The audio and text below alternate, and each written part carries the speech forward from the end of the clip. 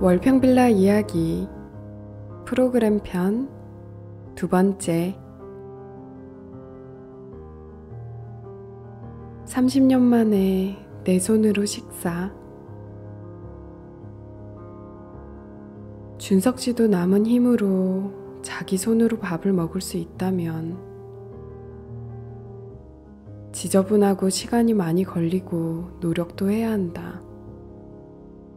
하지만 자기 손으로 밥 먹는 모습을 상상하니 포기할 수 없다. 이런 바람으로 훈련에 가까운 식사를 시작했습니다. 박준석 씨는 뇌성마비를 앓았습니다. 양손이 불편해서 식사 때마다 도움을 받습니다. 부모님과 살 때도, 특수학교를 다닐 때도, 학교 졸업 후 시설에 살면서 줄곧 그랬습니다. 월평빌라 입주 당시 준석 씨의 투지는 대단했습니다. 발로 바닥을 밀어 휠체어를 움직였고 입으로 자판을 두드려 글을 썼습니다. 무엇이든 본인이 하겠다는 의지가 컸습니다. 그래서 입주 한 달쯤 되었을 때 준석 씨의 손으로 밥을 먹어보자고 제안했습니다. 준석 씨는 양손 모두 불편합니다. 숟가락을 움켜쥐기조차 어렵습니다. 첫날은 오른손으로 또 왼손으로 먹어봤습니다. 직원이 준석 씨의 손과 팔을 잡아 고정했지만 밥알과 반찬과 국물이 사방으로 튀며 식탁과 바닥을 엉망으로 만들었습니다. 무모했습니다. 위로라면 2번 시도 만에 숟가락을 움켜잡았다는 것과 오른팔이 더 자연스럽고 편하다는 걸 알았다는 겁니다. 남은 힘으로 자기 힘으로 밥을 먹는다는 건 만만치 않았습니다. 당사자의 의지와 노력은 물론이고 직원의 의지와 노력도 필요했습니다. 불가능한 일에 매달리는 건 아닌지 확신이 없었습니다. 할 수 있는 것에 집중하자, 할 수 있는 만큼 하자 했지만 그 깊이와 넓이를 가늠하기란 쉽지 않았습니다. 준석 씨와 밥 먹기 전에 기도한다. 내 뜻으로 인해 그가 불편하지 않기를, 너무 힘들고 지쳐 스스로 의지가 꺾이지 않기를.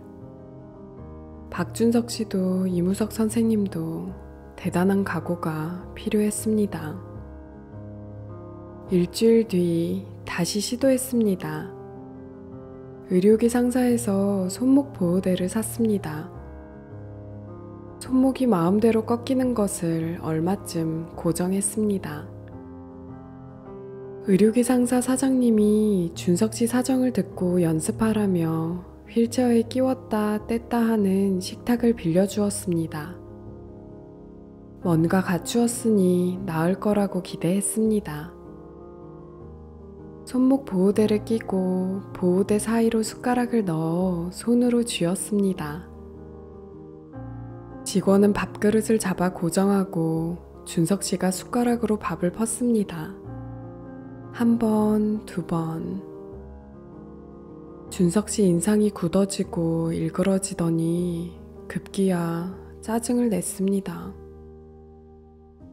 이번에도 식탁과 바닥은 밥알과 김치와 국물로 엉망이었습니다. 직원도 짜증이 일었지만 이내 마음을 가다듬고 다시 해봐요. 할 수 있어요. 하며 격려했습니다. 직원이 먹여주면 10분 만에 끝날 식사가 1시간 30분 걸렸습니다. 20번 시도했고 겨우 2숟가락 먹었습니다. 손을 입으로 가져갔다기보다 입을 가져다 숟가락에 맞추는 격이었습니다. 어쩌다 입에 맞았다고 할까? 식사 시간 1시간 30분, 20번에 겨우 2숟가락. 어쩌다 밥이 입에 들어간 것. 숨쉬듯 밥 먹는 사람에게는 평범한 일상이 누군가에게는 그토록 바라던 일이기도 합니다. 30년 평생에 처음으로 남의 손 빌리지 않고 자기 손으로 밥을 먹었습니다.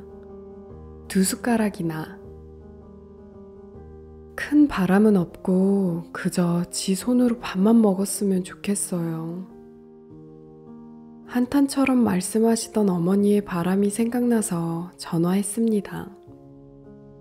31살 아들은 자기 손으로 밥을 먹었다며 자랑했고 60 넘은 어머니는 목이 메었습니다. 양손 양팔이 불편한 준석 씨에게 도움이 될 만한 보조기를 알아보고 장만했습니다. 손목 보호대를 착용하고 그 사이로 숟가락을 집어넣어 손에 쥐었습니다. 숟가락 잡은 손을 붕대로 감아 고정했습니다. 숟가락 손잡이가 불룩하면 잡기 좋고 숟가락 바닥이 깊으면 담기 좋습니다. 숟가락 손잡이와 바닥을 나란히 해서 조금 구부려서 90도에 가깝게 꺾어서 여러 모양으로 조절해 봤습니다. 포크를 겸하는 숟가락은 반찬을 집기 좋지만 입술, 입천장, 혀, 목구멍을 다칠 수 있습니다. 팔꿈치 각도 조절기는 준석 씨의 식사를 단번에 한 단계 높였습니다. 팔꿈치 각도를 조정하여 고정했더니 준석 씨의 팔이 휘둘리지 않았고 밥을 떠서 입으로 가져가는 동작이 훨씬 자연스러웠습니다. 30도, 60도, 90도 여러 각도로 해봤습니다. 휠체어에 부착한 식판에 홈을 파서 밥그릇과 국그릇을 고정했습니다. 나중에는 식판에 스텐 그릇을 고정해서 밥그릇과 국그릇을 담는 틀로 사용했습니다. 의료기 상사 사장님, 의료기 제조업체 직원, 시설 간호사와 물리치료사, 시설 동료, 병원 의사와 물리치료사에게 묻고 의논하고 부탁했습니다. 준석 씨 식사 기록을 읽고 서울에서 일하는 사회복지사가 경험을 나누고 정보를 주었습니다. 보조기를 알아보고 이 사람 저 사람에게 묻고 의논할 때, 보조기를 사용할 때 무엇이든 준석 씨가 알아보고 부탁하고 선택하고 사용하게 했습니다. 준석 씨는 트랙볼 마우스를 발로 움직이고 빅키 키보드를 입으로 두드려 컴퓨터를 사용합니다. 그러니 준석 씨가 알아보도록 지원했습니다. 시설 직원이든 보조기 업체 직원이든 누구를 만나고 누구와 의논하고 부탁하든 준석 씨를 앞세웠습니다. 준석 씨 삶이고 준석 씨 식사니 그래야 마땅하다고 생각했습니다. 시설 직원이 식판을 직접 만들까 하는 마음을 품었습니다. 시중 제품은 비싸고 시중 제품을 본뜨면 쉽게 만들 것 같았습니다. 그러나 신중하고 삼갔습니다. 시설 직원이 만들 수 있다면 지역사회 누군가도 만들 수 있을 겁니다. 시설 사회사업가가 하는 일은 당사자와 지역사회가 복지를 이루고 더불어 살게 돕는 일이니 보조기를 구실로 당사자와 지역사회가 어울리고 돕고 나누게 해야 합니다. 시설 직원이 직접 만들면 식판을 구실로 당사자와 지역사회가 어울리고 더불어 사는 기회를 빼앗습니다. 도와줄 만한 분을 찾고 부탁하게 주선했습니다. 지역사회와 함께 의논하고 궁리해서 이루었습니다. 목공소를 소개받고 찾아가 의논했더니 비용이 너무 비쌌습니다. 의료기 상사에서 빌렸던 아크릴 식판을 사서 변형했습니다. 그러던 중에 자전거 가게 사장님이 손재주가 좋다는 말을 듣고 준석 씨와 찾아갔습니다. 사장님은 사정을 듣더니 흔쾌히 만들어 보겠다고 했습니다. 식판 만드는 김에 책꽂이도 만들었습니다. 재료비만 받고 도와주었습니다. 식판 하나 만드는 것 같고 무슨 야단이냐 하겠지만 그렇지 않습니다. 가치를 허무는 함정을 잘 살펴야 합니다. 보조기 갖추며 순항할 때 뜻하지 않은 어려움을 만났습니다. 직원들과 갈등이 생겼고 이웃과 갈등이 생겼습니다. 보조기를 갖추고 요령이 생기면서 많이 발전했다지만 여전히 여러 번 시도 끝에 한 숟가락 먹고 한 숟가락 먹는데 한참 걸렸습니다. 밥알은 날아다녔고 국물은 흐르기 일쑤였습니다. 준석 씨는 준석 씨대로 애가 타고 짜증이 났고 직원은 직원대로 애가 타고 속상할 때가 있었습니다. 식사 중에 받은 스트레스는 이웃과 불화로 이어졌고 준석 씨와 직원들 사이에, 준석 씨 전담 직원과 동료 직원들 사이에도 미묘한 감정이 생겼습니다. 그러잖아도 이런저런 말을 듣던 차에 식당에 흩어진 밥알과 준석 씨의 짜증으로 두 손 든 동료의 모습을 본 이무석 선생님은 마음이 몹시 상했습니다. 얼마나 힘들까 하는 측은한 마음도 들었습니다. 힘든 일을 매일 하니 그것도 먹는 것을 앞에 두고 실랑이 하듯 하니 어떻겠습니까? 이대로 뒀다가는 식사는 물론이고 생활이 엉망이 되겠다 싶어서 대책을 마련했습니다. 목표를 조정했습니다. 자기 손으로 먹는 식사도 좋지만 우선 식사다운 식사를 궁리했습니다. 다른 사람 보기에 흉하지 않게 품위 있게 하기로 했습니다.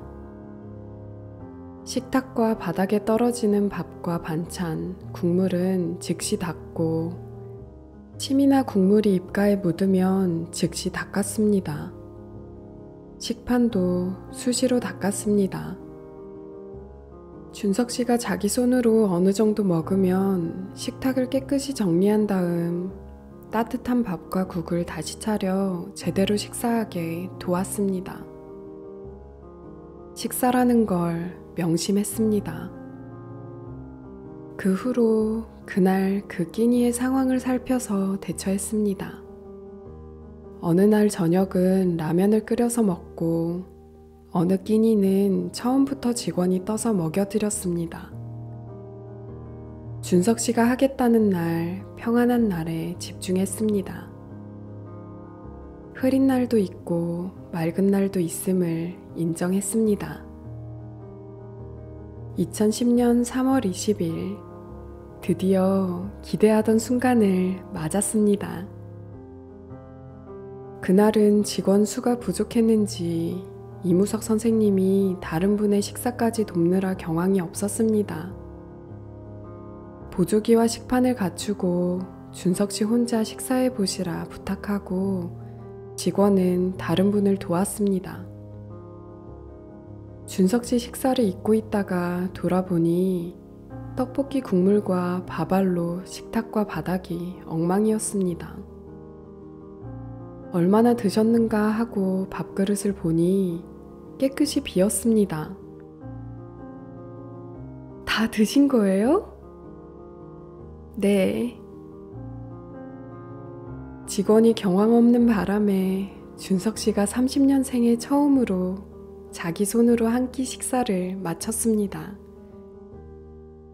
너무 아프면 웃음이 나고 너무 기쁘면 눈물이 날 때가 있다는데 지금이 그렇습니다. 두 사람의 대화는 이게 어제 오늘 일이야 하듯 태연하고 무덤덤합니다. 기적 같은 순간에 말이죠.